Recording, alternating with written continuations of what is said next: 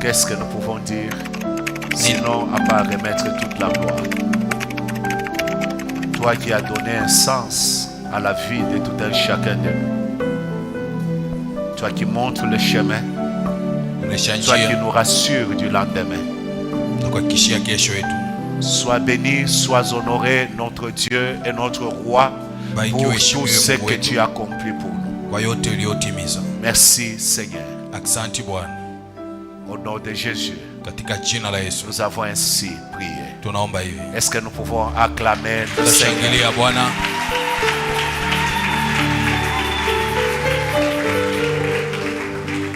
Est-ce que vous pouvez saluer votre voisin? Tous vos deux voisins, dites-leur bienvenue dans la présence de Dieu. Et celui qui ne te salue pas, dis-lui, Papa Samson te salue. Que Dieu vous bénisse abondamment. Oh, il fait beau de se retrouver des lieux d'or. Et ça fait du bien. Ça fait vraiment du bien. Que Dieu vous bénisse abondamment. Je dis que Dieu vous bénisse abondamment. Amen. Alors ce matin, je suis dans la joie de vous revoir après un mois. Cette fois-ci même moi-même je me suis dit j'ai fait longtemps. Que Dieu vous bénisse abondamment. Alors je suis en train de parler de la royauté.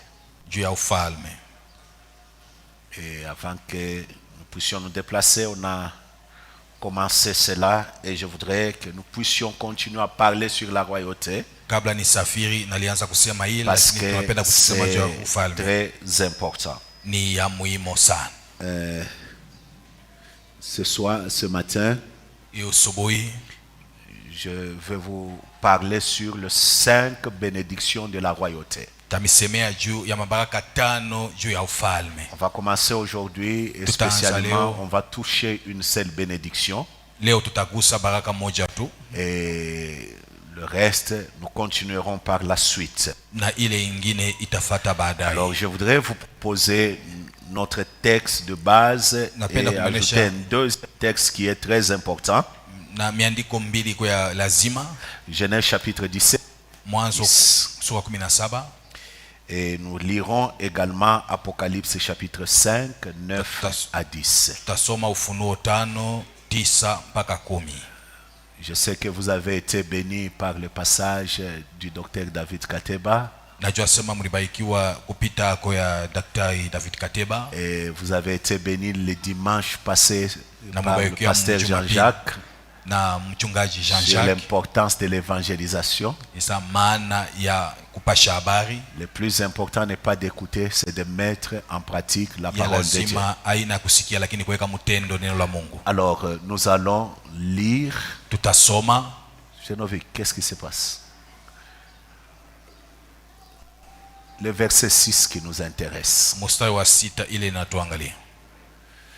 Dieu dit, je te rendrai fécond à l'infini et je ferai de toi des nations et des rois sortiront de toi. Je ferai de toi des nations et des rois sortiront de toi. Je te rendrai fécond à l'infini. Alléluia. Est-ce que nous pouvons lire également Apocalypse 5, versets 9 à 10. Il chantait un cantique nouveau en disant, tu es digne de prendre le livre, d'en ouvrir les sceaux, car tu as été immolé. Tu as racheté pour Dieu par ton sang des hommes de toute tribu, de toute langue, de tout peuple et de toute nation. Tu as fait d'eux un royaume. J'aime la version qui dit, tu as fait d'eux de rois et de sacrificateurs pour notre Dieu. Ils régneront sur la terre. Ils régneront où? J'ai dit, ils régneront.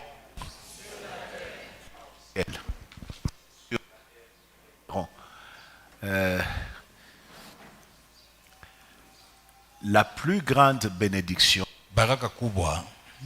que Dieu donne à l'homme, ile Mungu anapatia mtu c'est l'identité qu'il lui donne. ni kitambulisho ile anampa. Ce que Dieu fait de toi Ile Mungu anakufanyishia wewe dépasse ce que Dieu fait pour toi. inapita ile Mungu anafanya juu yako. Parce que Dieu veille sur ce que tu dois être, Mungu anakesha kwa ile unapasha kuwa sur ce que tu dois avoir ou sur ce que tu dois faire. kabla ya yule utapata na ile utafanya. Voilà pourquoi dans la manière de Dieu de faire, Na njoo kwa maana namna ya Mungu ya kufanya, il nous a donné 3 identités très importantes pour la vie sur la terre et la vie dans l'éternité. alitupatia kitambulisho 3 hapa duniani na kumilele. Ces identités sont très importantes pour la vie présente et la vie à venir. Na ile mautambulisho iko ya lazima kwa maisha ya leo na ya kesho. Parce que en tant que dans ces identités plutôt, Kwa ile vitambulisho nous voyons que Dieu nous donne la première identité, c'est l'identité d'enfant de Dieu. Mungu anatupatia kitambulisho ya kwanza ya kuwa watoto wa Mungu. C'est cette identité qui nous permet d'être en communion avec Dieu. Na ile naturuhusu tukue muhusiano na C'est Mungu. cette identité qui nous permet même d'entrer au ciel. Na turuhusu hata tuingie kumbingu. C'est cette identité qui nous permet d'avoir droit à certaines choses. Inatupatia tena tukue na sheria kwa vitu C'est cette fulani. identité qui nous donne la possibilité d'accéder même à l'héritage de Christ. Inatupatia tena tuingie murithi wa Kristo. C'est-à-dire la chose la plus importante plus que toute autre Kuwa chose. mtoto wa Mungu iko kitu ya lazima kupita vitu vyote. Être enfant de Dieu est quelque chose de plus valeureux que toute autre chose. Kuwa mtoto wa Mungu ni kitu kia bei kushinda vitu vyote. Voilà pourquoi si tu n'as pas cette identité, Na kwa maana kama una ile kitambulisho, accepter Jésus comme Seigneur et Sauveur Kukubali. te donne la possibilité kukubali Yesu kama Bwana na mkombozi de anakupatia uwezaji devenir enfant de Dieu. ya kuwa mtoto wa Mungu. Mais la deuxième identité, Lakini kitambulisho kia pili c'est la sacrificature. ni ukoani. C'est être sacrificateur. Kuwa koani. Dieu a fait de nous des Mungu sacrificateurs. alitufanya sisi wa koani. C'est cette dimension de le servir. Ni ile hatua inaturuhusu tumtumikie. C'est cette dimension qui nous permet d'être à son service. Ni ile hatua inaturuhusu tukue mkazi yake. C'est cette dimension qui nous permet d'être nous-mêmes de sacrifice. Ni ile hatua inatuweka tukue C'est cette zabiu. dimension qui nous permet de vivre certaines choses dans une certaine dimension Ni spirituelle. vitu vinaturuhusu tuishi vitu mwa hatua mwa Et c'est kiroho. cette dimension qui nous permet même d'affronter certaines puissances des ténèbres. Ni ile hatua inaturuhusu tupate kupambana na mawezo Et ya c'est giza. une dimension très importante. Ni hatua ya muhimu sana.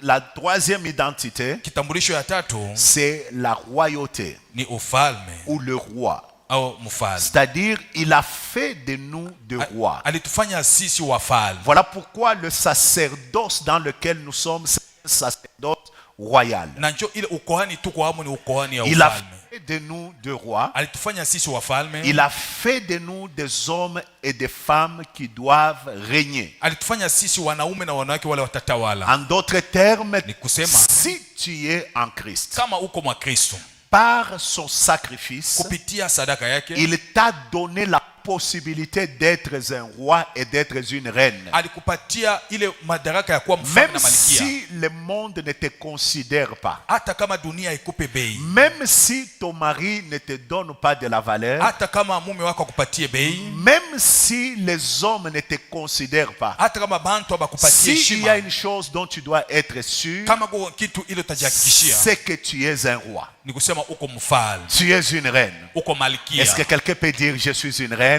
je suis un Niko roi? malkia, niko mfalme. Quelqu'un peut dire amen. Amina. Alors, dans la royauté, Ndani ya ufalme il y a des choses très importantes. kuko vitu vya muhimu sana. Il y a des bénédictions très importantes dans cette identité qu'il t'a donnée en tant que roi. Kuko mabaraka ya lazima sana kwa ile kitambulisho. Voilà pourquoi, avant que je n'aille plus loin, Na kabla niende mbali sana, je veux que tu retiennes quelques vérités sur la royauté. napenda ushike maukweli kidogo juu ya ufalme. La première vérité, Ukweli wa kwanza la royauté est un revêtement divin ni kusema ufalme iko kifiniko ya kimungu juu ya kutawala hapa duniani. C'est un revêtement divin Asema ni kifiniko ya kimungu qui te permet de régner sur la terre. ile inakuruhusu utawale hapa duniani. En d'autres termes, Dieu vient. Ni kusema Mungu anakuya. Il te revêt d'un manteau royal Anakuvika kanzu ya ufalme. afin de te permettre de régner sur la Juu ya terre. kukuruhusu upate kutawala hapa Et duniani. j'aimerais dire à quelqu'un, Napenda kuambia mtu moja, en Jésus-Christ, ndani ya Kristo tu as reçu un manteau ulipokea kanzu qui te permet de régner sur la terre. inakuruhusu utawale hapa duniani. Je ne sais pas dans quel domaine tu es. Sijua mweneo gani ukwamo. Jésus savait Nalienda. que chacun de nous Kila mtu occupera un domaine de la vie. atachukua eneo moja ya maisha. Mais dans ce domaine-là, Lakini mwile eneo il a besoin d'un manteau qui lui permet de régner. anahitaji kanzu ya kutawala. Un manteau qui lui permet de s'imposer. Kanzu ya kuweza kukazisha. Un manteau qui lui permet de dominer. Kanzu itamruhusu atawale. Voilà pourquoi Na ndio kwa maana tu ne dois pas vivre comme un homme ordinaire hawezi kuishi kama mtu kawaida. pendant que tu as le manteau de la royauté. Na wewe uko na kanzu ya ufalme. J'aimerais dire à quelqu'un Napenda kuambia mtu moja, qui est dans le ministère, iko mhuduma, tu es appelé unaitwa à régner. ya kutawala. Voilà pourquoi Dieu t'a donné ces Na manteaux-là. ndio maana Mungu alikupatia ile J'aimerais kanzu. dire à quelqu'un Napenda kuambia qui mtu moja, travaille dans l'administration publique, anatumika muserikali, tu es appelé à régner. unaitwa C'est kutawala. pour ça que Dieu t'a donné.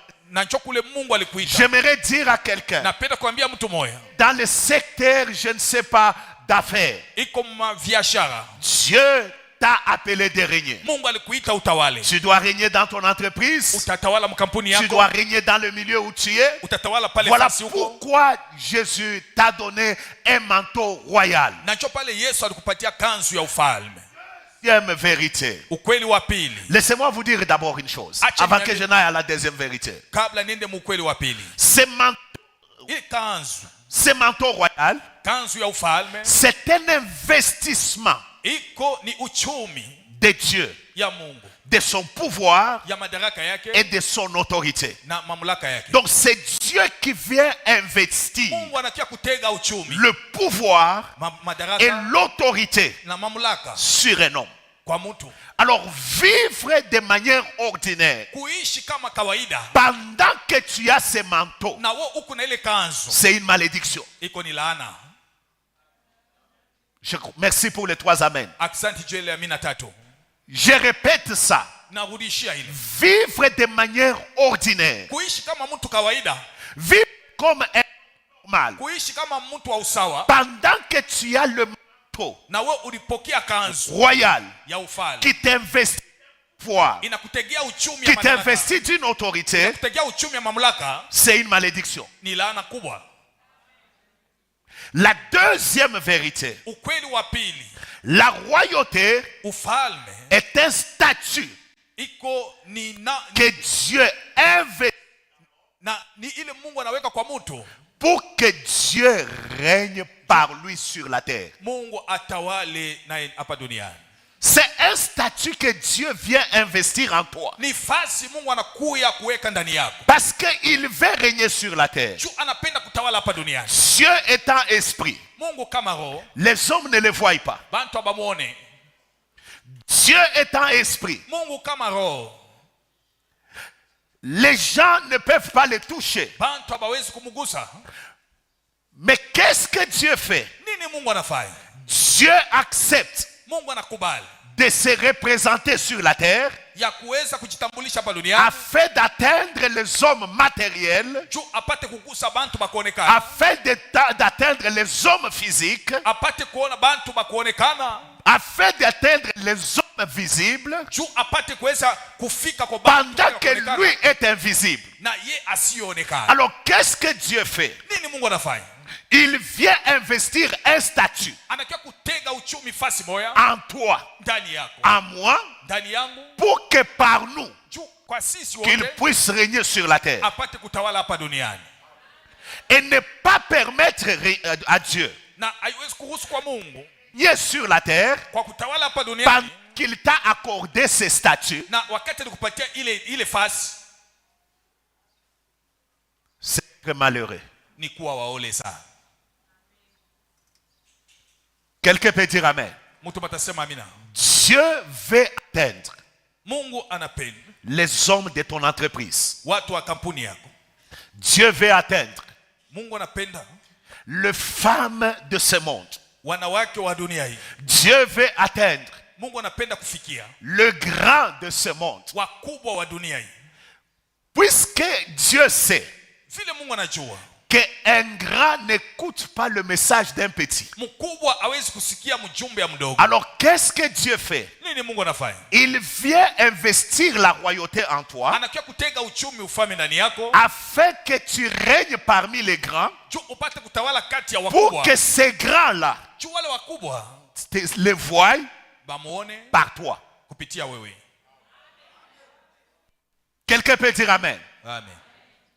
La troisième vérité, Ukweli wa tatu, c'est que ce qui fait de toi kile Mungu anafanya un roi, anakufanya mfalme, c'est ce que Dieu a fait de toi. na njo ile Mungu alikufanya. Mais ce qui fait de toi un grand roi, Ile inakufanya wewe mfalme c'est ce qui sort de toi. ni ile inatoka ndani yako.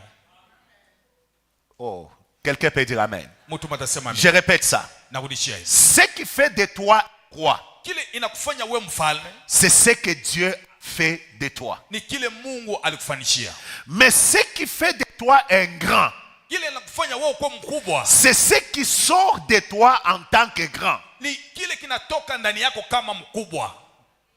Qu'est-ce qui sort de toi? Nini inatoka ndani yako? C'est ce qui fera de toi un grand. Na njo ile itakufanya kuwa mtu mkubwa. Retenez cette vérité parce que c'est elle qui va nous conduire aujourd'hui. Shika hii sheria itatusindikiza leo. La grandeur de ta royauté Ukubwa wa ufalme wako est constituée inatungwa par ce qui sort de toi. kupitia ile inatoka ndani yako. Personne ne devient grand Hakuna mtu anakuwa mkubwa si rien de grand n'est sorti en lui. kama hakuna kitu kikubwa ndani yake. Si aujourd'hui nous parlons de Marie, Kama leo tunasema juu ya Maria, c'est parce que quelqu'un de grand kusema mtu mkubwa est sorti de lui, alitoka ndani yake. d'elle. Si nous parlons d'Élisabeth, Kama tunasema juu ya Elizabeth, tout ce temps on ne connaissait pas Élisabeth. hii wakati wote ambao kuna juu. Mais si on doit parler d'Élisabeth Kama tunasema juu ya et de Elizabeth Zacharie, na Zakaria, c'est à cause de Jean-Baptiste. ni kupitia Yohane Mbatizaji. Oh mon Dieu.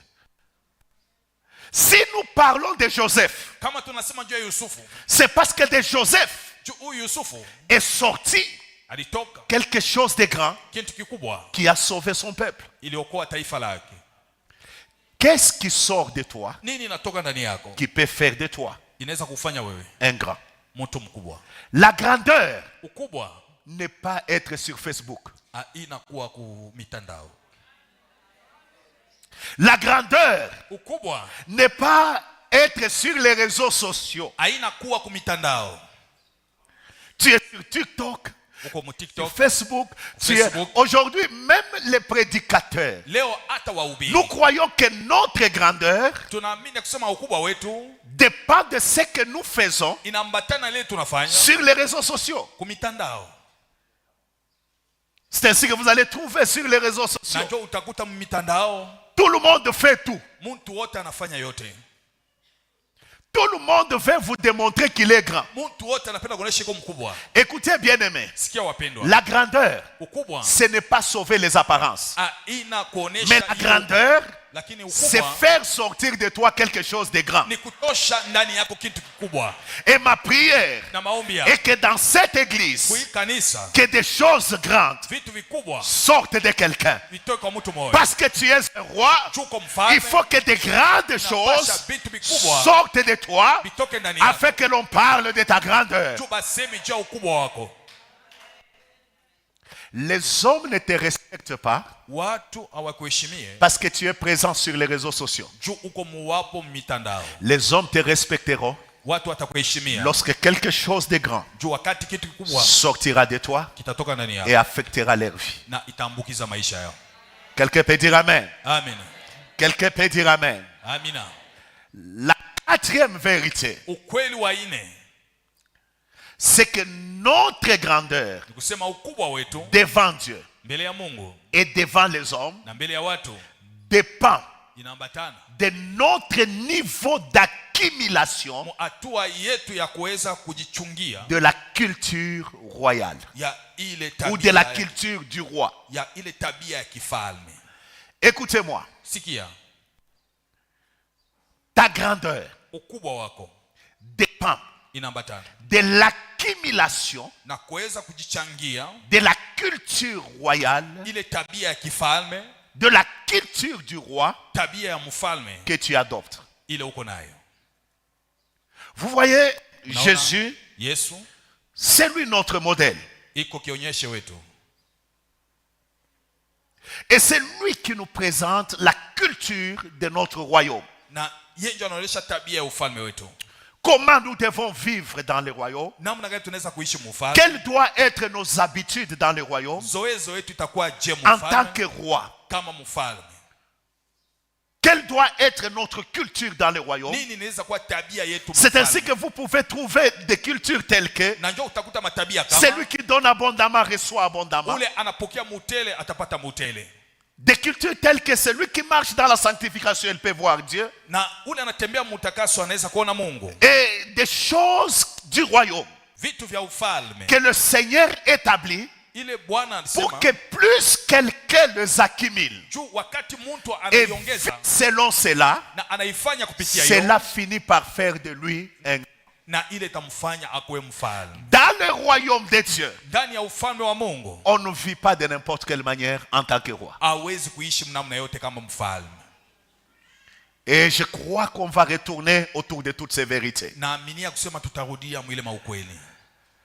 La cinquième vérité, Ukweli wa tano c'est que notre royauté ni kusema ufalme wetu est fondée sur l'excellence. inatungwa muubora. Pourquoi? Juu ya nini? Parce que pour faire de nous des rois, Juu ya kutufanya sisi wafalme, Jésus nous a donné des excellentes promesses. Yesu alitupatia maahadi ya ubora Il nous a mis dans une excellente alliance. na alituweka ako mwagano ya ubora. Pourquoi? Juu ya nini? Pour que notre vie Juu maisha yetu ne soit pas une vie médiocre, isikuwe maisha ya mais que ovyo, ça soit une vie excellente. ikuwe maisha ya ubora. Voilà pourquoi Na njoo kwa maana ta royauté, ufalme wako c'est une royauté qui a ses exigences d'excellence. na ni ufalme inakazishwa ubora. Parce que Ni juu dans la royauté, mufalme l'excellence ubora exige inakazishwa la présentation. na kionyesho. Comment tu te présentes? Namna gani unajionyesha? Comment tu es? Namna gani huko? Tu sais, il y a des gens Unajua kwa watu qui croient que c'est quand tu te montres comme malheureux na wakati unajionyesha kama waole que c'est ça la spiritualité. na njoo kiroho. Le roi, Mfalme c'est vrai, vya kweli dans la culture, dans la royauté, ndani ya ufalme vous allez vous rendre compte utaenda kujikuta que le roi, mfalme sa présentation était très importante. kionyesho yake ilikuwa lazima sana. Comment il présentait, Namna gani alikuwa anaonekana, comment il vivait, namna gani alikuwa anaishi, c'était très important. ilikuwa ya muhimu sana. Pourquoi? Juu ya nini? Parce que le monde tel qu'il fonctionne, Juu dunia vile iko surtout ce monde matériel, au dunia hii ya kupapasa est matérialiste aujourd'hui. na hii ya kuweza Le monde ne te donne que ce que tu as. dunia itakupatia kile uko nayo. Et le monde n'apporte dans ta vie que ce que tu présentes. Dunia italeta kwa maisha yako kile unaonesha. Est-ce que je peux dire quelque chose à quelqu'un? Naweza kuambia mtu moja kitu, Frère, ndugu, si tu veux que les hommes commencent à te donner les vestes, kama unapenda watu waanze kupatia kwa mankochi, sois toujours en veste. kuwa kila siku Et tout le mankochi. monde comprendra que non. Na mtu wote ataelewa Si on doit kama lui donner, kama tutampa c'est la veste. ni kochi. Si tu veux que les... Vous n'avez-vous jamais remarqué Amuyaonaka que ceux qui ont l'argent, bale biko na makuta on a tendance à leur donner plus d'argent. banapendaka kuwapa makuta. Parce que le monde tel qu'il fonctionne, na dunia vile iko naishi c'est qu'on donne à celui qui a. Banapatia Et d'ailleurs, kwa- c'est même la loi de Dieu. na ni sheria ya Mungu. On donnera à celui, Kia. Batapatia kwa ule iko mais nayo. à celui qui n'a pas, Lakini ule ana nayo on notera même ce qu'il croit na avoir. batatosha hata ile ana Et nayo. le monde tel qu'il fonctionne Na vile dunia vile iko naishi, ne te donne ce que tu ne présentes pas. dunia itakupatia kile unaonesha. Personne ne te donne ce que Hakuna tu ne présentes mtu pas. atakupatia kile unaonesha. Si tu veux te présenter pauvre, Kama unapenda kujionesha maskini, les hommes, même quand ils doivent te donner, watu hata kama wanapenda kukupa, il te donnera l'aumône. batakupatia makuta ya maskini.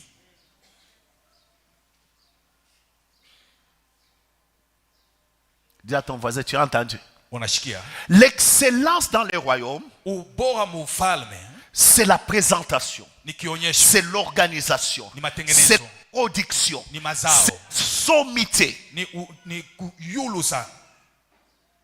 Et c'est là que Dieu veut que tu puisses être. Na njo pale Mungu anapenda ukuwe. Et la dernière chose, Na kintu kia mwisho, la dernière vérité, ukweli wa mwisho, c'est que la royauté ni kusema ufalme est une haute culture.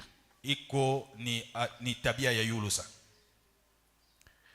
Qui ne dépend pas de l'argent, aiambatani na makuta, bien que l'argent peut en faire partie. hata kama makuta inaweza kuingiamo, Mais la royauté, lakini ufalme c'est tout un esprit. nisema ni roho. Vous savez, Unajua,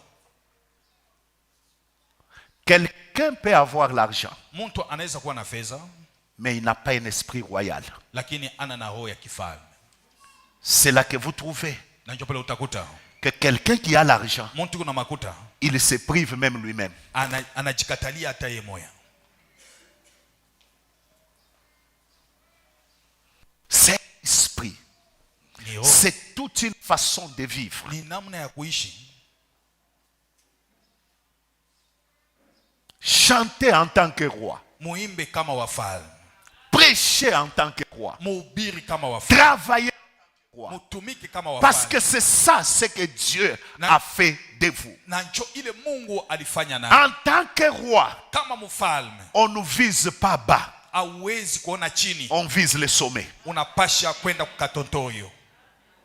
Il y a des gens qui sont contents Kuko watu wanafurahi de là où ils sont arrivés. kwa pale Mais banafurahi, la nature que tu as lakini umbile uko n'est nayo pas une nature où tu dois être content de ce niveau-là. haina umbile, utakuwa mwile La wakua. nature que tu as, Ile umbile uko que nayo, Jésus a fait de toi, ile Yesu c'est la alifanya, nature de la sommité. ni umbile Va ya au yulu. sommet Kwenda parce yulu. que c'est ça ta place. Na njo C'est là que nafasi. Dieu veut que tu sois. Na njo pale Mungu C'est là anapenda que ukuwe. Dieu veut que ta famille soit. Na njo pale Mungu C'est anapenda là jamaa que yako ikuwe. Dieu veut que ton église soit. Na njo pale Mungu anapenda kanisa ikuwe. Il y a même des étudiants Na kuko hata qui sont contents d'avoir le minimum. banafurahi kupata ile. Il dit l'important pour moi. Sasa ya lazima Tu kwa. vois un jeune homme qui présente les examens de toi. Unaona kiana anafanya. Il vous dit pour moi l'important c'est 50%. Kia lazima kwangu ni kupata 15 tu. La nature que tu as Umbile uko nayo. n'est pas la nature de 50%. Haina umbile. La ya nature 15 que chini tu ya as, umbile uko c'est nayo. la nature de la distinction. Ni umbile ya tofauti. Écoutez-moi. Munisikie. Dis à ton voisin, Sema na ule pembeni yako. la nature que tu as, Umbile uko nayo. c'est la nature du sommet. Ni umbile ya katontorio. Parce qu'il y a des gens Kuko watu qui deviennent orgueilleux pour rien. banakuwa wa kiburi pabule. Tu n'as encore rien fait Au yafanya kintu. par rapport à la nature que tu as. Kupitia ile umbile uko nayo. Dieu en te prenant, Mungu akakuchukua, il t'a introduit dans le monde d'affaires. anakuweka mudunia ya C'est biashara. pour que tu règnes en tant que roi, Juu utumike kama que mfalme. tu ailles au sommet. Upate kwenda Mais juu. maintenant, toi, Sasa wewe dès que la capitale, wakati le mutai capital plutôt, atteint juste 50 000, mutai inafika dola tu deviens 15,000, orgueilleux. unakuwa wa kiburi. Mais la nature que tu as, Lakini umbile uko nayo c'est la nature qui te permet d'avoir la possibilité de millions. ni umbile itakupatia uwezaji ya kuwa na mamilioni. C'est comme quelqu'un na muntu à qui Dieu a appelé kwa yule Mungu alimuita à aller vers des millions, ya kwenda kwa mamilioni, mais lui arrive lakini yanafika à 100 000, na 1,000, il est tout content. anafurahi, Il veut même abandonner Dieu. anapenda kuacha hata Mungu. Tu sais, il y a des gens Unajua kwa watu qui étaient des bons chrétiens quand ils étaient pauvres. balikuwa Bakristo bazuri wakati walikuwa maskini. Non, pas ici. Hapana humo. Là où je pars prêcher. Kule mchungaji alienda kuhubiri. Mais les jours où Dieu a commencé à les bouger un peu, Lakini siku ile Mungu alianza kumtengesha ils kidogo, ont oublié. bana sawa. Laissez-moi vous dire, Acha niambie, la nature que tu as, umbile uko nayo c'est une nature du sommet. ni umbile ya yulu. Va vers le sommet dans ton entreprise. Wende yulu kwa kampuni yako. Va vers le sommet dans ce que tu fais. Wende yulu kwa ile uko nafanya. Peut-être pas là où tu passes. Labda kule uko napita. Juste préparation pour devenir ministre. Ni matayarisho tu ya kuwa waziri. Maintenant, toi, tu es tellement content. Lakini wewe unafurahia. Au point où Kuile namna unasabu ce que Dieu kile Mungu a fait de toi. alikufanya wewe. Quelqu'un peut dire amen. Mtu batasema amina. Quelqu'un peut dire amen. Amina. Wow. Ndio. Ne sois pas comme Lot. Ushikwe kama Loti. Lot, Loti il a quelqu'un qui a reçu une parole royale. iko na mtu alipokea En neno disant, ya des ufalme. rois sortiront de toi. Sasa wafalme watatoka ndani yako. Mais Lot est à côté d'Abraham. Lakini Loti iko pembeni ya Ibrahim. Au lieu que Abraham, Kabla au, Ibrahim, au lieu qu'il reste à côté, kabla abakie pembeni ya lui, Ibrahim, il regarde que la partie matérielle. ye anaangalia tu kipande ya kupapasa Et il est très content de cette partie-là et il va. na anafurahikia ile fasi. Moi vous dire, Acha nimwambie, lorsque vous abandonnez wakati unaacha l'endroit de votre alliance fasi ya gano yako et vous allez ailleurs na unaenda à nje cause des biens matériels, kupitia bintu vya kupapasa, vous risquez d'être comme l'autre. unaweza kuwa kama Loti. Ce que l'autre a eu, Hiyo yote Loti alipata c'est bon. Ça s'est brûlé. iliweza kuungua, Ça s'est brûlé. iliweza kuungua. Quelqu'un peut dire amen. Mtu atasema amina. Alors écoutez-moi. Sasa sikia, Dans cette identité royale, kitambulisho ya ufalme il y a 5 grandes bénédictions. kuko mabaraka 5 Parce qu'il a fait de nous des rois. juu alitufanya sisi wafalme. Il faut réfléchir. Unapasha kuwaza Pourquoi il a fait de nous des juu rois? ya nini alitufanya sisi wafalme. Cette identité, Kile kitambulisho qu'est-ce que ça apporte comme bénédiction dans nini notre vie? inaleta kama baraka? Parce que si vous savez Juu kama mnajua ce que vous êtes kile muko inclus, inaingizwa, vous allez vivre utaenda kuishi selon ce que vous êtes réellement. kupitia kile uko bya kweli. Est-ce qu'on peut dire amen? Utasema amina. La première bénédiction de la royauté, Baraka ya kwanza ya ufalme c'est la capacité de la production et de la reproduction. ni uwezaji ya mazao na kujumulisha tena zaidi. Voyez, dans la manière de Dieu de faire, Unajua namna ya Mungu kufanya, personne ne devient grand hakuna mtu atakuwa mkubwa sans production. bila mazao. Zao. Mazao. Ok. Ça, en Swahili facile, on dit quoi? Est-ce qu'on peut dire amen? Nasema amina.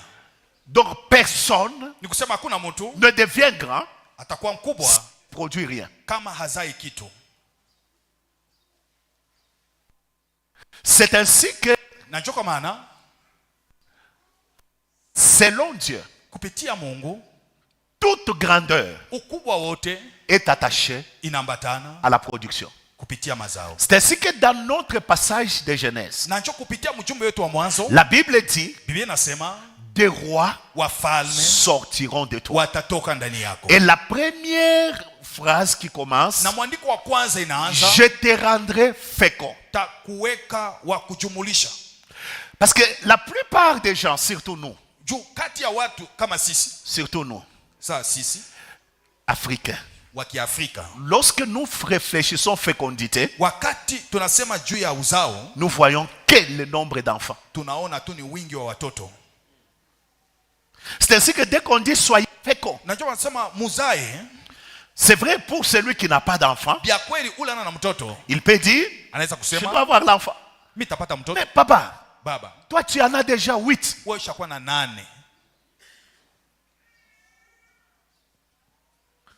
Et puis on dit soyez féconds, tu dis amen. Na njoo wanasema muzae, unasema amina. J'aurai des enfants.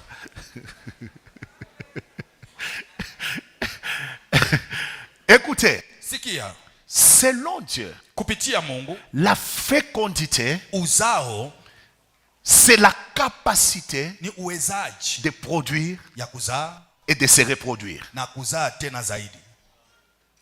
Dieu, il dit à Abraham, Mungu anaambia Ibrahimu, qui n'avait pas d'enfant, hakuwa na que je mwana, vais te rendre fécond nitakuweka wa uzao à l'infini. mpaka mwisho. Mais Abraham, Lakini Ibrahimu, si vous comptez ce nombre d'enfants, kama unahesabia wingi wa watoto wake et avec Ketura, na Ketura et avec Agar, na Agar et avec na Sara, Sarah, ces enfants-là ne dépassent pas 10. na bale batoto hawapite 10. Je ne sais pas s'ils étaient même à 5. Sijue kama walikuwa hata 5. Mais Dieu dit, Lakini Mungu anasema, je te rendrai fécond à l'infini. mimi nitakuweka wa kuzaa mpaka Comme mwisho. pour dire, Juu ya kusema Abraham, Ibrahimu, la nature royale qui est en toi, umbile ya ufalme iko ndani yako, c'est la nature de production. ni umbile ya uzao. Tu dois être capable de produire Unapasha kuwa na uwezaji ya kuzaa si tu veux être grand. kama unapenda kuwa mkubwa. Car personne ne règne sur la terre Hakuna mtu atatawala hapa duniani s'il n'est pas productif. kama ana wa kuzaa. Si ta vie, Kama maisha yako tout ce que tu as, yote ile uko nayo ce sont des choses qu'on te donne, ni bintu vile biko nakupa, jamais tu ne peux régner. hauwezi kutawala kama. Oh, quelqu'un m'entend? Mtu maana nisikia? Regarde bien ta vie. Angalia Daudi, Maman, mama, papa, baba, tout ce que tu as, kama ile yote uko nayo ce sont des choses qui ne dépendent que de la décision de quelqu'un. inambatana tu na mpango wa Mungu. S'il doit te donner ou pas, Kama atakupa au hapana, tu ne peux pas régner. hauwezi kutawala. Le règne commence Utawala inaanza lorsque tu commences toi-même wakati unaanza we moya à produire. ya kuzaa. Voilà pourquoi Na njoo kwa maana royauté, ufalme c'est une haute culture de la production. ni tabia kubwa ya mazao.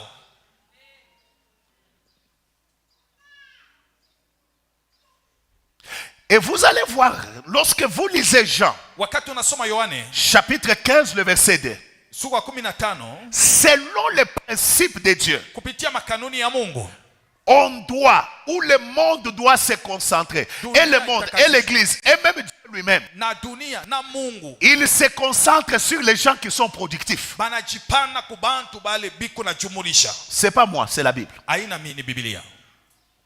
On dit ceci, Banasema hivi. tout sarment qui est en moi, Asema matawi yote iko ndani yako, qui ne porte pas de fruits, ile aizai il les retranche. banaikata. Et tout sarment qui porte les fruits, Matawi yote inachukua matunda, il les monte, banaitondola afin qu'il porte encore plus de fruits. juu ipate Ici, kuzaa tena. j'aimerais dire, Sasa ile napenda kusema même aux gens hata kwa watu qui aident les autres, biko nasaidia wengine, qui encadrent les autres, biko nachunga wengine. s'il y a quelqu'un, Kuna muntu une année, mwaka moya pas de fruits, hakuna mazao, deuxième année, miaka ya pili il est toujours là. iko mpaka vile vile. Frère, Ndugu, arrête. shimamisha.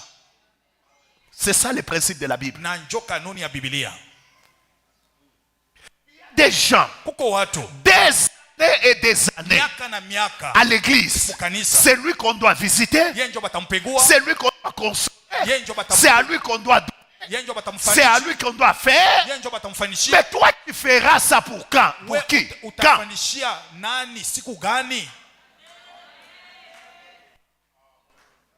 Il y a des gens, Kuko watu quand tu l'as évangélisé, wakati unampasha habari tu déposes les affermissements en lui, na unamkamilisha, tu déposes des choses en lui, unaweka bintu ndani tu yake, te rends compte unajikuta que kama cette personne, sasa ule mtu après un temps, kisha wakati il mmoja a grandi, anakomea, il s'est épanoui. anapanuka. Mais il y y a d'autres, lakini kwa wengine tu fais la même chose, unafanya vitu vile vile, mais vous sentez lakini unashikia qu'il n'évolue pas. haendelee. Frère, Ndugu, laisse-le entre les mains du Saint-Esprit umwache kwa mikono ya Roho en Mtakatifu priant pour lui, na mais kumwombea, concentre-toi ujipane sur les gens kwa bantu qui produisent des fruits. bale biko na Parce que demain, kesho le fait qu'il est productif, vile iko kuzaa demain, kesho lui aussi, na yeye pia ira gagner une âme, ataenda kufuta il va nafsi, l'amener dans la maison de Dieu. ataweka Lui aussi, ira consoler quelqu'un parce qu'il est productif. juu iko kuzaa. Et Dieu dit, Na Mungu anasema c'est lui qui est productif, kule kwa mazao on l'entretient. banatengeneza vizuri, Et c'est la loi de Dieu. na ndio sheria ya Mungu, Et c'est la loi aussi de ce monde. na ndio sheria ya dunia. Le monde s'occupe de toi Dunia itakuangalia lorsque tu es productif. wakati kwa kuzaa. Il y a des gens qui se plaignent trop. Kuko bantu biko na tompola sana, Le monde n'aura pas pitié de toi dunia itakushikilia buluma parce que tu as fait pitié. juu wewe unabonesha buluma. Le monde ne s'intéressera pas à toi Dunia itakuangalia parce que tu fais pitié. juu wewe Le unaonesha monde buluma. tel qu'il fonctionne, Dunia vile kunatumika, c'est lorsque tu es productif wakati kwa que kujumulisha le monde s'intéresse à toi. dunia itakuangalia. Lorsque tu établis quelque chose Wakati unaweka kitu kimoja qui commence à produire, inaanza kuzaa, c'est alors que vous allez voir na chopa le utaona qu'on commence à venir vous proposer des choses productives. banaanza kukuonesha kwa kitu cha kuzaa tena. Regardez comment le monde fonctionne. Angalia vile dunia iko natumika. Si tu n'as pas même une petite affaire, Hata kama una tena biashara il n'y kidogo, a personne qui viendra te proposer les affaires. hakuna mtu atakuonesha Vrai biashara. ou faux? Ndio, hapana. Commence même une petite histoire. Anza kitu kidogo, C'est pendant que tu y es ni wakati uko que naye, tu vas voir quelqu'un venir utaenda kuna mtu mwingine pour te proposer juu ya kukuonesha si vous pouvez faire affaire. kama mnaweza kufanya biashara. Un jour, un frère, Siku mwa ndugu un frère m'a fait rire. ndio mwa nichekesha, On l'a appelé balimwita par quelqu'un kwa mtu à Caravia. kukaravi, Il est allé là. alienda kule, Il s'est assis à un endroit. alikala fasi moja Bon, comme il devait entendre la personne, vile ipasha kuchunga ule mtu, il avait son $5. alikuwa na $5, Il va acheter un sucre. atauza ako juice, Regarde comment tu me regardes. Tu dis un sucre à $5. asema juice na $5 On peut l'acheter au coin à 2000 francs. unaweza kuuza Bon, ako ça pembeni, dépend de là où tu veux boire. inaambatana nafasi utakunywa. Alors, il a commencé à boire son sucre. Anaanza kunywa juice yake, Dès que un monsieur l'a regardé, wakati mtu mwana mwangalia, il a vu aliona dans un environnement d'abord mu mazingira moya où tout le monde ne vient pas. pale watu wote hawakuje, Et puis, na kisha il boit son sucre. iko nakunywa juice Bon, yake. sucre, ce n'était pas quelque chose de grand. Juice haina kitu Mais kikubwa. dès que le monsieur l'a vu, Wakati ule ndugu alimwona, le monsieur est venu vers lui. ule ndugu anakuya kwake, C'était un grand affaire. alikuwa mfanya biashara mkubwa, Il dit bonjour, asema jambo, comment vous allez? mambo Et puis il lui poa. pose la question. Tu peux m'être utile à quoi? Asema unaweza kuwa faida kwangu munini? Parce que moi j'ai fait ça, ça, ça, ça. Juu mimi Tu peux nafanya m'être hivi. utile à quoi? Unaweza kunisaidia munini? Le frère là, Ule ndugu ne comprenant pas la culture royale, hakuwa najua ile tabia ya kifalme,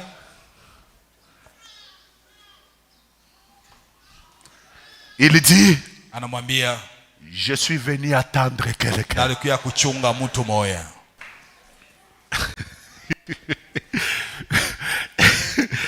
Écoutez, Sikia, Dieu, en voulant vous donner toutes ces choses-là, Mungu kwa kuweza kupatia Toutes vile choses. vitu vyote il vous a fait alimifanya nyinyi un roi.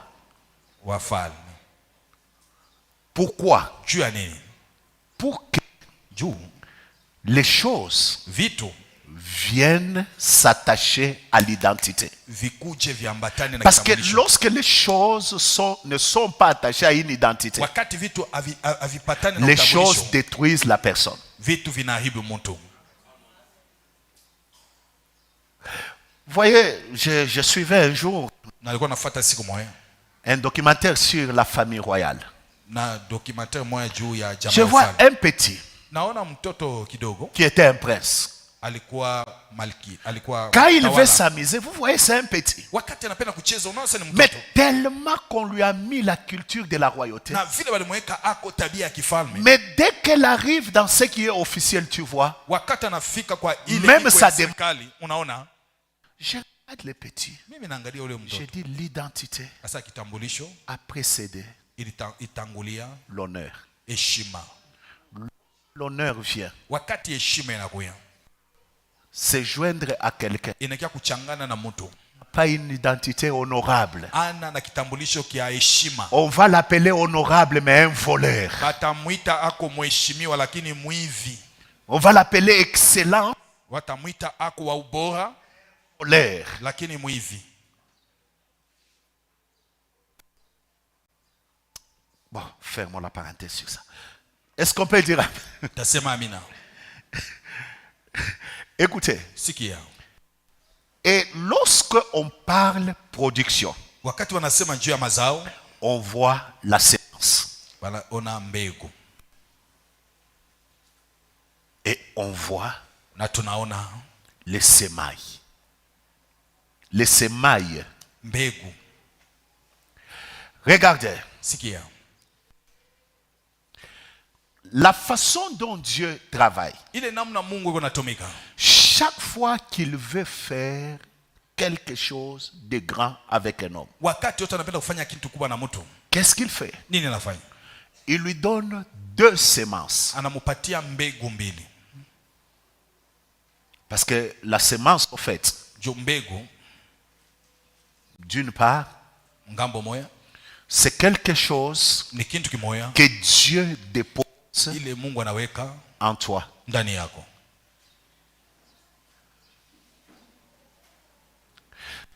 Cette chose qu'il dépose en toi, Kile kitu anaweka ndani yako c'est elle qui te permet de devenir. na njoo ile na kuhusu ukue. Et c'est comme ça que Dieu fait. Na njoo ile Mungu La anafanya. Bible dit Yeye anasema à tous ceux qui l'ont reçu, kwa wale wote à walimpokea, ceux qui croient en son nom, kwa wanaamini kwa jina qu'est-ce que lake, Dieu a fait? nini Mungu Il anafanya? leur a donné le Aliwapatia pouvoir madaraka de devenir ya kuwa qui? nani? Watoto wa Mungu. Pour devenir enfant de Dieu, Juu ya kuwa mtoto wa Dieu Mungu, vient déposer un pouvoir Mungu anaweka qui madaraka fait que tu deviennes. inafanya ukue. Et dans chaque homme, Na kwa kila dans mtu tous les domaines, mu eneo yote ya maisha il y a des choses kuko vitu que Dieu dépose ile Mungu anaweka dans l'homme ndani ya mtu qui peut lui permettre itamruhusu de devenir. ya kuwa. Pour les uns, Juu ya wengine c'est la beauté. ni uzuri tu. Il y a des gens Kuko watu qui ne comprennent pas na que leur beauté là, hawawezi kuelewa kusema ile c'est uzuri ça la wao, chose na njoo kile kitu qui va leur permettre itawaruhusu de devenir. vakue. Parce qu'il y a quelqu'un d'autre, il faut qu'il se marie Chuko mwingine anapasha kuolewa pour qu'il devienne. njoo akue. N'est-ce pas? Haina ile. Mais regardez, Sasa angalia. pour qu'il se marie, Njoo aolewe. tout ce que Dieu peut faire, Yote Mungu anaweza kufanya c'est de donner soit ni kupatia la beauté naturelle, uzuri soit au la beauté de l'âme. na uzuri wa kusema De l'âme. ya nafsi. Vous trouvez quelqu'un, Utakuta mtu il a un très bon caractère. iko na tabia nzuri, Mais Konsula n'a tout à bien ça. mais elle n'est pas tellement belle. Bon, de toutes les façons, même la beauté là, Hata ile uzuri elle est relative. iko Il y a des gens, kila mtu lui quand il voit une femme géante là, wakati anaona comme lui est mwanamke court, il dit non, non, ça vile c'est yeye une mfupi, belle femme. sasa huyu ni mwanamke mzuri, Que d'autres là, lakini mwingine tu regardes courte là, unasema unaangalia mwanamke mfupi, Njo pale ya alishakufia. c'est là où Bon, tu vois, unaona c'est comme ça. njoo vile. Alors, écoutez-moi. Sasa sikia, Mais il y a toujours quelque chose que Dieu donne kuko à chacun. kitu Mungu anapatia wa kila mtu. Il n'y a personne qui peut dire Hakuna mtu atasema que Dieu ne lui a rien donné. Mungu akumupa kitu. À chaque homme, Kwa kila mtu Dieu a donné quelque chose Mungu anampa kitu qui lui permet de devenir. inamruhusu akue. Et la chose que Dieu a déposée en toi, Na kile kitu Mungu aliweka ndani yako c'est ça la sémence. na njoo mbegu. Et Dieu, dans sa façon de faire, Na Mungu mnamna yake ya kutumika. lorsqu'il a voulu se reposer, Wakati alipenda kupumzika, il a créé la sémence. aliumba mbegu. Ah. Si Dieu Kama Mungu veut t'amener dans le repos, anapenda kupeleka kwa mapumziko, qu'est-ce que Dieu fait? nini Mungu anafanya? Il dépose en toi anaweka ndani yako une semence. mbegu, Quelque chose kitu kimoja qui peut te permettre itakuhusu. de devenir. Maman, tu vois tel que tu es là. Mama, unaona vile uko. Il y a en toi quelque chose de grand que tu n'as jamais Kuko imaginé. ndani yako kitu kubwa ile hauyajua. Tu t'es déjà posé la question. Hauyajipika swali. Pourquoi chaque fois des gens Jua nini watu viennent toujours vers toi? banakuya kwako? Tu as tes propres problèmes. Sasa uko na mambo kubwa. Et quand ils ont des problèmes, Tu wao kama wiko na mambo. c'est sur toi qu'ils viennent se déverser. Ni wao ndio wanakuya C'est-à-dire tu as kupata. quelque chose Unasema uko na kitu de très important. ya muhimu sana. Une semence importante. Sa mbegu ya lazima. Oh, j'aimerais dire à mes jeunes gens, Napenda kuambia wa vijana. c'est pas pour eux Haina pabule. que Dieu vous a amené à Chandelier. Mungu alimweka mkina. Parce qu'il connaît la semence qui est en vous. Jo anajua mbegu iko ndani yako. Alors tout ce que je suis en train de faire, Yote niko nafanya. c'est arroser cette semence. Ni kumimia ile mbegu. Afin que cette semence Yule mbegu produise des résultats. izae matokeo. Oh, il y a Oh. la semence de ministère puissant. Kuko mbegu ya Il y a huduma la ya semence de grandes affaires. Kuko mbegu Il y a ya la biashara semence kubwa. de grandes responsabilités. Kuko mbegu Il y a ya la biashara semence de grandes positions. Kuko mbegu Alors ya- tout ce que je fais, yote ile mimi ce napenda. que je fais là, Ile mimi napenda. c'est arroser cette Ni semence. kumimia maji. C'est te rendre conscient Ni kuweka de la semence qui est en toi. ya mbegu iko ndani yako. Est-ce que tu sais pourquoi Unajua juu ya nini? Dieu peut commencer avec toi trop jeune dans l'administration? Mungu anaweza kuanza na we mtoto kidogo mu serikali. Est-ce que tu sais pourquoi? Unajua juu ya nini? Dieu ne fait rien au hasard. Mungu afanye Il kitu n'y a que pabule. nous les hommes Ni sisi qui watu faisons des choses au hasard. tunafanya bintu pabule. Pourquoi est-ce que Dieu Juu ya nini Mungu permet, étant trop jeune, anakuhusu kijana, que tu commences à toucher certains montants? unaanza kukusa makuta fulani? C'est la semence. Ni mbegu. La force d'un homme, Nguvu ya mtu c'est sa capacité ni uwezaji wake de découvrir ya kuvumbula la semence que Dieu a déposée en mbegu lui ile Mungu aliweka ndani yake et qu'est-ce qu'il doit faire avec. na nini atafanya nayo. La deuxième semence que Dieu dépose dans un homme, Mbegu ya pili Mungu anaweka ndani ya mtu c'est une parole. ni neno. Lorsque dans ton parcours, Wakati kumwenendo yako tu constates que Dieu vient vers toi unachunguza saa Mungu anakuya kwako et il te parle, na anakusemea, la parole qu'il a prononcée neno ile alitangaza est une semence iko mbegu, qui a en lui iko ndani la yake capacité uwezaji de produire ce qu'il a dit. ya kuzaa ile alisema. C'est ainsi que vous allez voir. Na nchoko na mtaona Dieu, Mungu lorsqu'il veut avoir un arbre, wakati anapenda kupata mchi, il prend cet arbre, anachukua ile mchi il le cache dans la semence. anaificha mumbegu. Dieu aussi, Mungu naye lorsqu'il veut avoir un grand monsieur, wakati anapenda kupata ce mtu qu'il mkubwa, fait, c'est quoi? ile anafanya nini? C'est de prendre Ni kuchukua la grandeur, ukubwa, le mettre dans sa parole kuweka mneno et te lake l'annoncer. na kuweza kutangazia.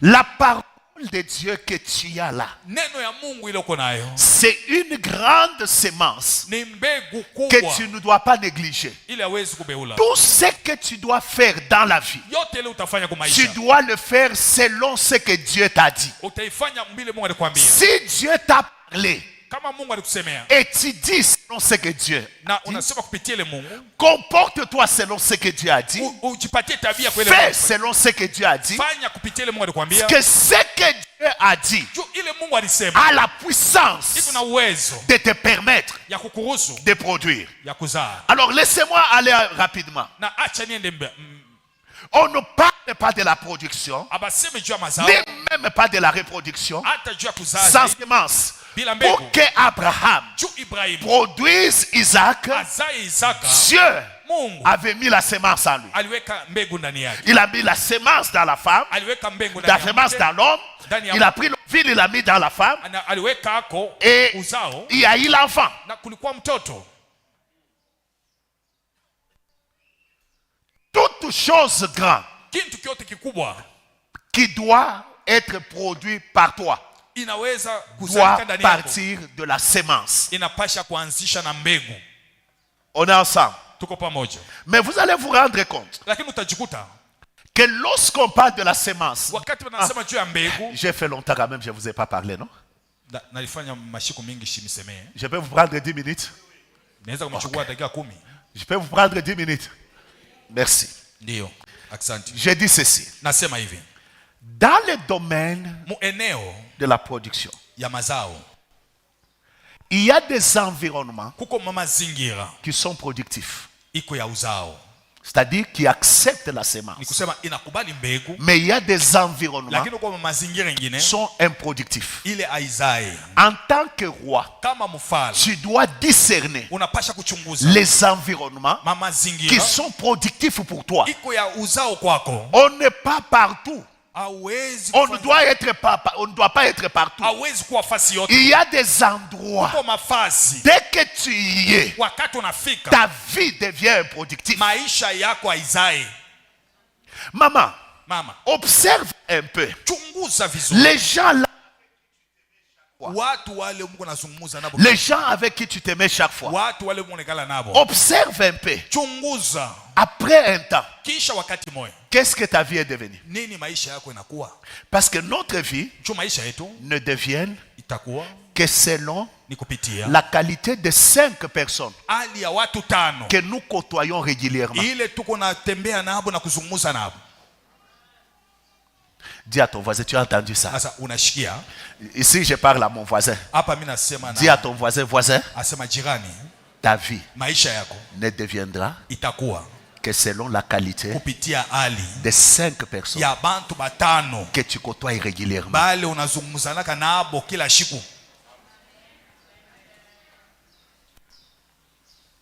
Il y a des environnements qui sont improductifs. On est ensemble? Bon, pour ce matin, j'en ai sélectionné 2 environnements. Amiel, il faut dire à Papa Louis, je n'ai pas donné beaucoup de points. Le frère Amiel, c'est l'enfant d'un de mes vieux qui me dit toujours, toi tu donnes beaucoup de points quand tu parles. Alors écoutez-moi. Le premier environnement c'est l'environnement de la bassesse. La bassesse ni udoko.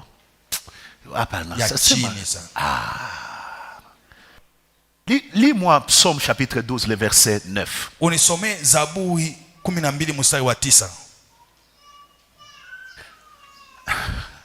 Vous savez,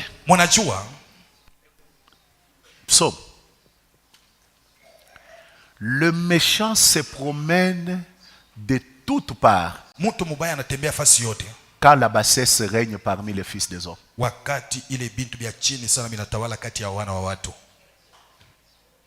Je répète ça.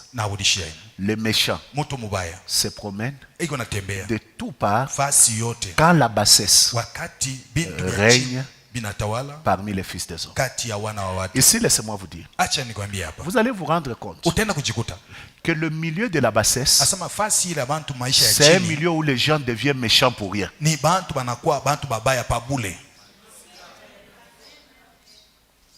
Le milieu de la bassesse, quand tu fais bien tes cheveux là, on est, non, regarde comment il fait. Vrai ou faux? Le milieu de la bassesse, quand tu ne lui as pas interdit de construire sa maison, mais toi tu construis sa maison, il en fait un problème.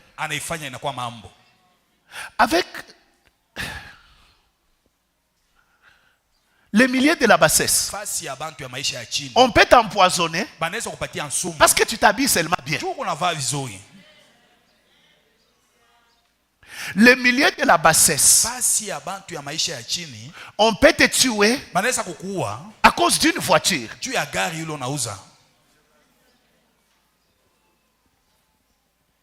Je peux aller plus loin. La méchanceté circule facilement là où il y a la bassesse.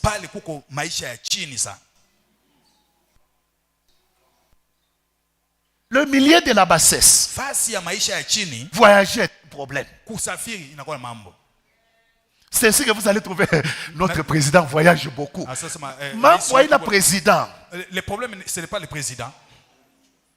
Mambo ni yeule Le problème c'est la personne qui estime que voyager est un luxe. anaona kusema kusafiri ni kitu kia bei sana. Je vois les mamans Nelly là qui viennent de la Chine. Mimi naona Bon, si tu lui dis voyager là, est-ce que c'est un problème? Ni mambo. Même si tu lui dis non, je vais aller à la Lune, il va te dire seulement la Lune, on va comment? Utamwambia sema kumwezi utaenda je? Maintenant, Sasa lorsque tu te retrouves dans un tel milieu, wakati unajikuta mufasi kama hii, masolo ni nini? la conversation c'est quoi? Uliona frère Yves? Tu as vu les frères Yves. Anakata tu ndevu anachoko. Il a laissé seulement là-bas. Comment tu unaweza kukata riba là unachoko? Ni mambo ya je ile nani? Bon, dites-moi, Uniambie. avec des choses comme ça, Na bintu kama hii ça peut vous rendre productif. inaweza kukupeleka uzai.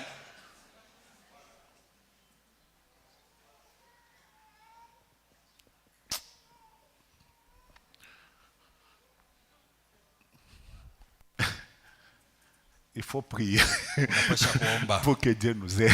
Mungu akusaidie. Un frère dit, Ndugu mwanasema, est-ce qu'on a que les mamiotoke na shimamaka pale pa kanisa? tu vois les voitures qui sont parquées à l'église. Les jours de l'inauguration du temple, Siku on a ile invité les gens miotoke na tunaita shimamaka. watu. Une maman là en train d'expliquer un frère Mama me dit, moya iko nafundisha. asaisha kushimama na nkunji mwa bantu. Huyu baba tunaona sasa kule anafika. Hii miotoka yote anaitosha wapi? Baba, dites-moi.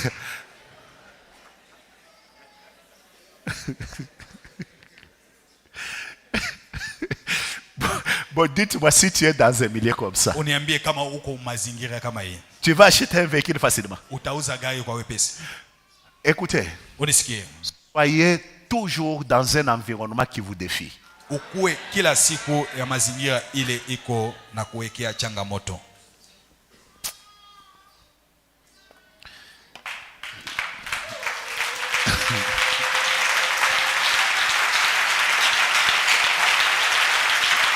Attendez, j'ai fini. Je Shiamaliza. suis en train de finir. Niko namaliza. Je ne comprenais pas chaque fois que j'entrais dans ce temple ici, quand je regarde comme ça, Mimi sielewi wakati mimi naingia mwile hekalo. je vois ça trop petit. Mimi niko naona iko kidogo tena. Je ne comprenais pas. Mimi sielewi. Mais quand je sors, Okay, mimi natoka. les gens me disent, Watu wananiambia. kile unayenga ni ki stade. Asema c'est que tu as construit, c'est un stade. Moi unayenga stade. Vous êtes en train de construire un stade. Mais quand je suis allé voir réellement l'église, Wakati mimi naenda kuona bya kweli kanisa. j'arrive dans une église, Nafika mkanisa moyo. je vois c'est un stade réellement. Mimi naona ni Mais c'est l'église kiwanja construit. kia mpira. Je me dis, Mimi nasema, pourquoi notre église est petite comme ça? jua nini kanisa yetu iko ndogo vile?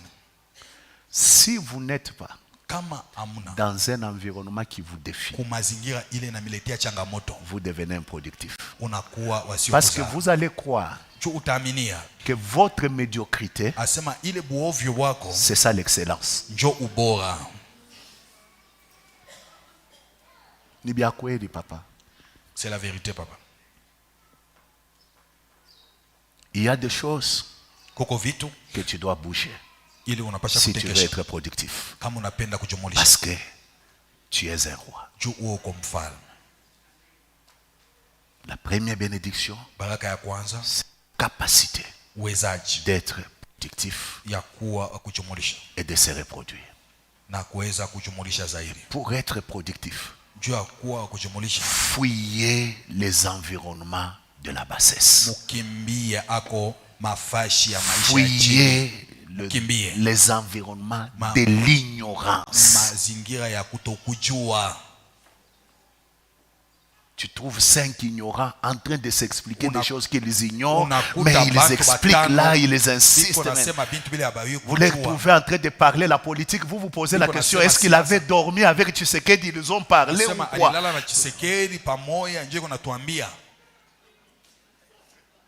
Un jour, j'ai reproché un de mes enfants ici. Siku moja mimi nalikaribia Je le vois, il écrit sur Facebook. mimi naona anaandika kwa Parce Facebook qu'il y a eu un accident à Goma, un avion est tombé dans les gens. kulikuwa ako ajali pa Il dit Goma c'est ça les conséquences d'avoir des dirigeants irresponsables. na njoo kwa matokeo ya kuwa ako na Comment on peut wakurugenzi. construire un aéroport au milieu de la ville?